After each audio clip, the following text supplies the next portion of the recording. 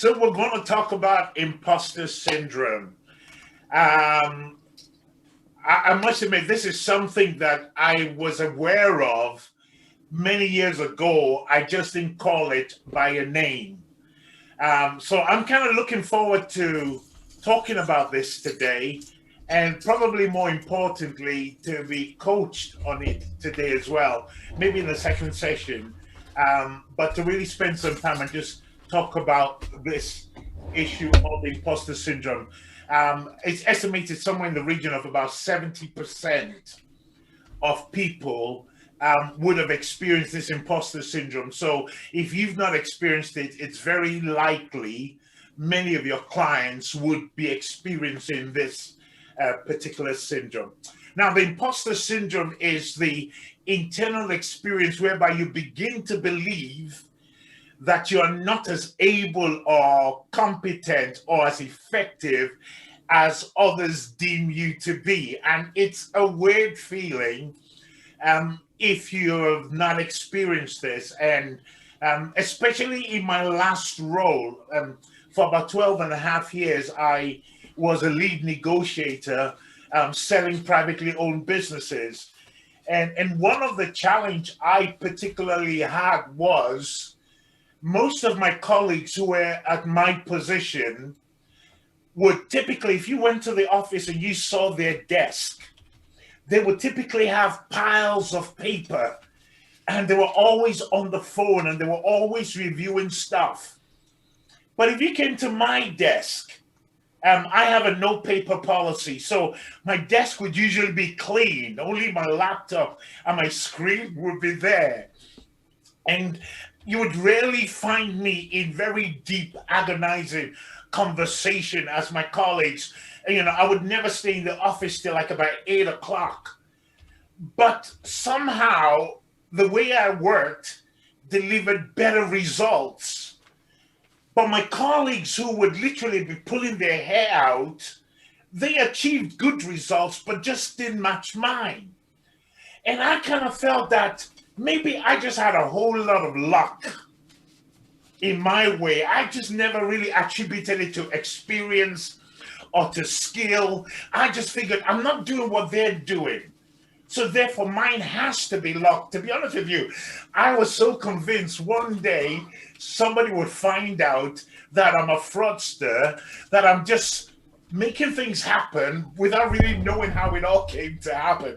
And this is where the imposter syndrome comes in, is the feeling of being like a fraud, like a phony. And you attribute the things that work out well to luck or just coincidence. Even when people praise you, you would nod your head. When people would compliment me and say, "Well done, Mac," I would do it as if it wasn't a big deal. But in reality, it was a big deal. But right on the inside of me was hitting this fear of being exposed and thinking that people would realize that Mac is not really as good as he portrays it out to be. But I was in the job for over 12 years. And consistently, year after year after year. I remember once when I was on a call with senior management and the CEO asked me to share how I was able to achieve some of the results I did. And I just kind of bluffed it away and I said, I don't do anything different. I just do what everybody did. But that was just that sense of insecurity, that imposter syndrome rearing its ugly head up. Like I said, this is a subject that really speaks close to home. And you often find that it's identified with people who tend to accomplish things but fail to internalize that accomplishment. I was reading some stats the other day, and they were saying something like predominantly you find it among women, but it's not exclusive to women. It's, men also suffer from imposter syndrome. And I know, working with a lot of women who are really talented and who are really good at what they do, somehow there's this sense of insecurity that knocks them down and doesn't allow their voice to really stand out. And I can really see how this imposter syndrome could have affected them as well. Let's look at some of the signs of the imposter syndrome. I'm talking as if I've got all day to talk. I don't. Some of the symptoms of the imposter syndrome is things like self-doubt, lacking confidence. Goodness me, that sense of unworthiness of success. You achieve something, but you feel like you don't achieve it. Even I remember when I even started my business, and within the first week or two, I got a client, and I remember hearing other people say, "Oh, I've been doing this for 6 months, and I've not been able to get a client."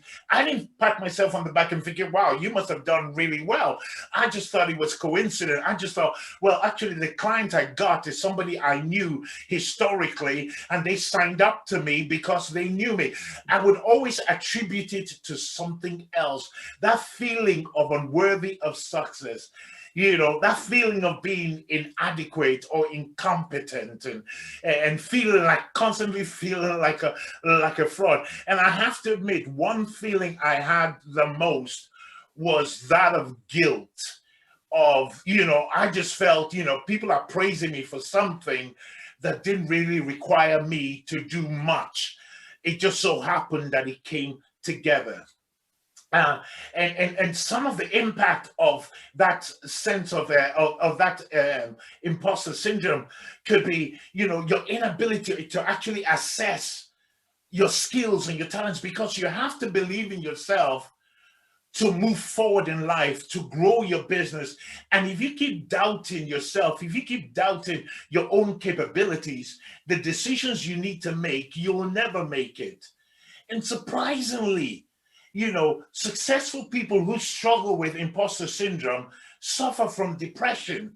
You would think if you're thriving and you're doing well, but it's that feeling like, oh, I'm not really good. Yeah, I know I've done so many things, but you don't understand. Things just happened. I didn't have to do anything extra. And all of that leads to depression. It often also leads to over preparation. My goodness, you should see me when I prepare for something. I put all my energy and effort into the things that I'm preparing. So there are a number of things there that are the symptoms and also the impact of the imposter syndrome. So I don't have a lot of time to go through all of this, but I want to just spend a moment or two talking about the types of the imposter syndrome. I'll be honest, I've got five here. I probably relate to almost all five. The first one is the perfectionist, always trying to be the best because you feel your normal is not good enough. And sometimes you set yourself such a high standard, it becomes such a struggle to meet. And it's that feeling like, oh, you've got to do a little bit more than everybody else in order to equate to what other people are doing. That sense of being a perfectionist. Then you have the Superman, the Superwoman, who works and works and works and works. And they're not working because more work is required. They're simply working more because in themselves they feel inadequate and they push themselves. Then you have the genius, somebody who is expected to know everything and expects to get everything right the first time over. So they'll keep studying because they feel everybody expects them to know and they should know. But even though they know enough, something about them tells them they need to keep learning more. They need to do more. They need to find out more. But in reality, all people are expecting is for you to show up as yourself. Then you have the soloist. Oh, this is so me. The soloist, someone who is reluctant to ask for help because it might reveal, you know, an area that they don't know a lot about. It might reveal that they're phonies. And I had so many situations whereby I'm laughing today, but I had so many situations whereby I could have asked for help. Somebody could have explained it to me a lot quicker. But I figured if I asked for help, it would imply that I didn't know something, and that in return could imply that maybe I'm not as capable as I really am. And finally, the expert. They believe they don't know enough, and they're constantly working to improve and be better and be better and be better. And all of these are the different types of the imposter syndrome. Okay, so how then do you overcome this? And this is where coaching really comes up, um, uh, especially for today's session. Talk about it. We need to talk about it. I will often say about practice pods. Yes, practice pods is about helping you develop your skill as a coach, but it's also about helping you address some of the issues that you have in your life, in your business that you are experiencing. So talk about it. Then focus more on not so much on how you feel, but what exactly are the facts.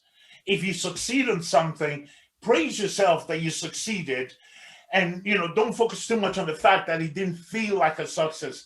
A success is a success. Focus more on the positives than the negatives, and actually listen to what other people say. That is something I'm trying my best to do now, is to listen to what people say, take compliments when they're being offered. Also, you are still learning. Life is a journey, especially in the coaching world. Everybody expects you to get to the top next month. Life is a journey. If you got to the top in your first year in business, where else can you go? The only way you can go is down. So don't try and rush to get to the top. Take your time, build, learn, grow. Look after yourself, your well being, your mental health. And finally, realize imposter syndrome is not just you it affects the majority of people. So, as we go into our coaching sessions, what do I want you to focus on today? I want you to talk about the area of your life you felt like an imposter and what kind of impact has it had on you.